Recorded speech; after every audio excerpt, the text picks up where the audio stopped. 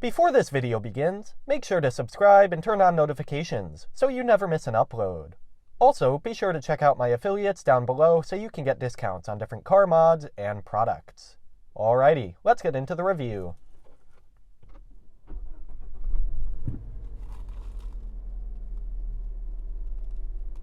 Hello and welcome. Today we are reviewing a 2023 Mazda CX-50 Turbo with the premium package. I would like to thank Flood Mazda in Wakefield, Rhode Island for allowing me to both review and test drive this CX-50. Coming up soon on the channel will be a full POV test drive of this vehicle, so make sure to stick around, so make sure to check that out soon. Alrighty, so this CX-50 is finished in polymetal gray metallic with a terracotta leather interior. This currently stickers for about $40,000 new. This is an all-wheel drive model, and all Mazda CX-50s do come standard with all-wheel drive. This is a compact SUV with 2 rows of seats and seating for 5. This has a curb weight of 3,900 pounds and a gross weight of 4,950 pounds. This is powered by the same drivetrain as the Mazda CX-5, a 2.5-liter turbo 4-cylinder with 227 horsepower and 310 pound-feet of torque. This is mated with a 6-speed shiftable automatic transmission.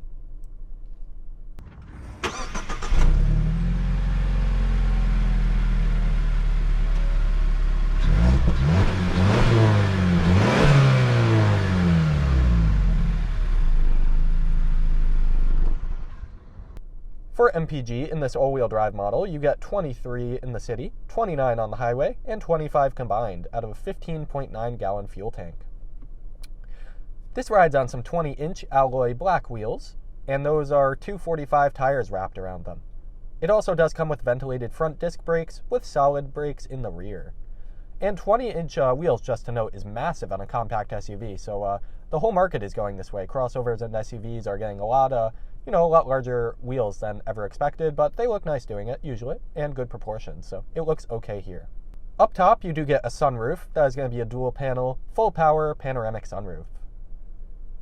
As for towing capacity with this Mazda CX-50, you can tow up to 3,500 pounds.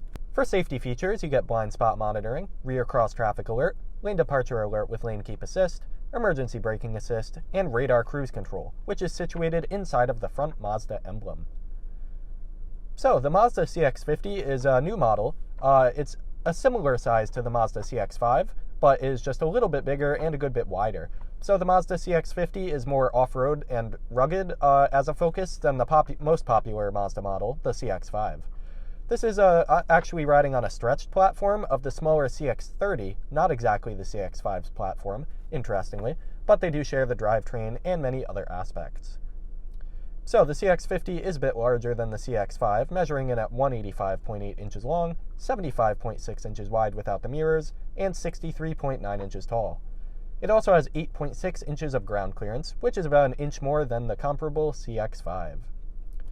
In the trunk storage, with all the seats up, you do get 31.4 cubic feet of storage. This rides on strut-independent front suspension, with coil springs in the rear. And also out back, you do get a chrome dual-tip exhaust system. The CX-50 has one off-road option that definitely stands apart, which is a brake-actuated LSD or limited slip differential, so it gives it a good bit more off-road capability. On the mirrors, those are going to be black, gloss black capped, and those are heated. So in my opinion, I think the CX-50 looks a lot more like a Subaru model than the current Mazdas. While the Mazdas look good, they're more of like a elegant economy type of car. But yeah, this definitely looks pretty well for its suited buyers. It has like a chunky angled design, while currently only gas engines are the options available. Hybrid CX-50 is also coming in the future. So I think this would appeal to a lot of different Subaru owners and people that are outdoorsy but not full on like buy a Jeep Wrangler off-roading type of capability crashing down a rocky trail, but this is more capable than the CX-5. Also, for the looks, it has some really wide-flared rear fenders. I think they look really good. However, something I don't like on the exterior is having fake vents in the rear. I just wish they weren't there. I mean, it's not a big deal, but a lot of cars do that. They put fake vents to look overly aggressive, which it does its purpose, but I don't know. I don't think adding fake vents is necessarily the best option for that. But up front, it does have partially functional vents, so I'll give it a pass on that. And another cool thing about the CX-50, it actually has pulsing blinkers in the front and the rear, which is a pretty cool touch. I know Ford with the Mustang has their sequential turn signal. Some Audis have a partially sequential turn signal, but this is a new way to stand apart from different brands with Mazda. It's simple enough, but it definitely does look cooler than just an on-off function. It's like a nice soft pulse in and out for the front and rear blinkers. So I think that's a pretty cool touch. And let's step outside and discuss a bit more about this exterior. Okay, so here in the front of the CX-50, it definitely looks a bit more aggressive and like brutish. It definitely looks different than the CX-5 up front in some regards. It's more wider and stretched, as you can tell. And another thing about this, although the car is actually sitting an inch taller with ground clearance, they actually pulled the roof down, so it's like shrunk. It gives it more of a squat appearance, and I think it looks really good in doing so. It definitely stands apart with also these pretty squared off wide plastic fender flares and fender covers that they look more like a Subaru. They look more off-road focused than the CX-5, of course. All models are going to be all-wheel drive, so they'll all be stamped all-wheel drive right there. This is the turbo with the upgraded engine versus the 187 horsepower engine in the base 4-cylinder. Over here, you get that dual-tip exhaust system. Doesn't sound too bad. You get a tiny bit of a burble, which is impressive. Nothing loud, but it is cool. Here are those fake vents I don't really like, though. I wish they would... I mean, I know why they do it, but I just don't personally love slapping fake vents all over things. Like Honda Civic Sport, for example, goes above and beyond with fake vents everywhere. At least here, it's pretty subtle.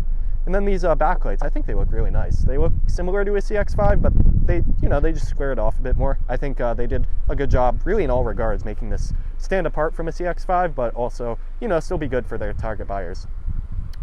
And then for the side profile, I think it looks pretty...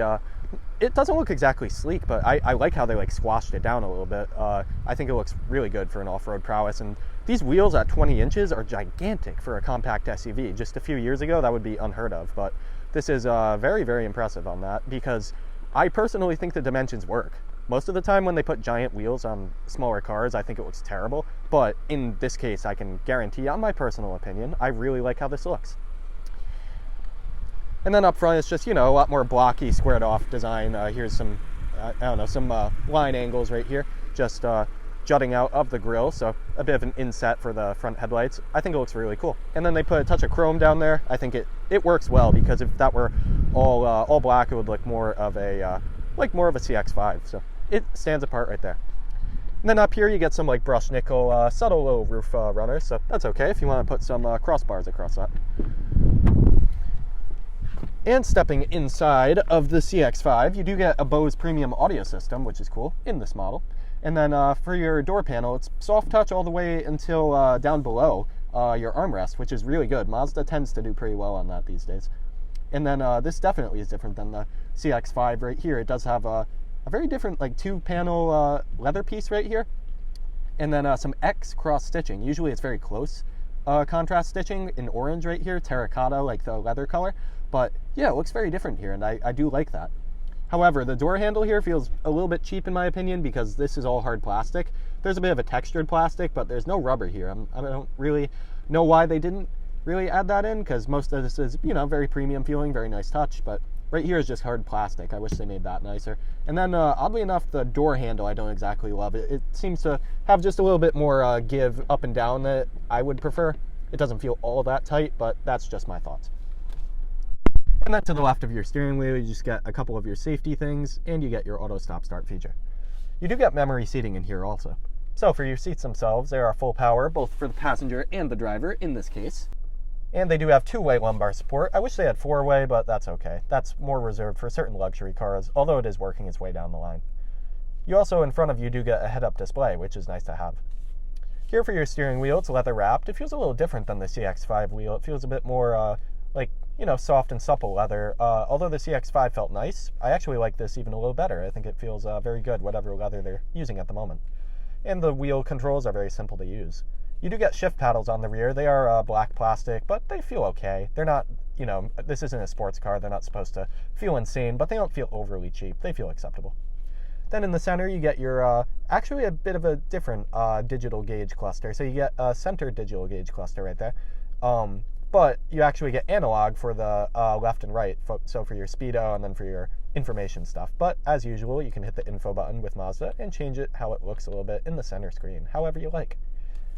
Then over here you get a 10.3 infotainment system, 10.3-inch infotainment system.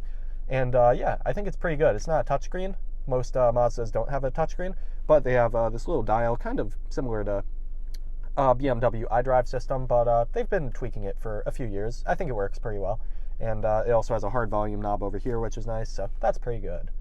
And down below that, you get a small LCD screen with pretty simple buttons for your climate controls. And you also do get both heated and cooled seats with 3 levels for both the passenger and the driver. Here you get your shifter. Here's your 6-speed, and if you go into reverse, you can actually get your backup camera.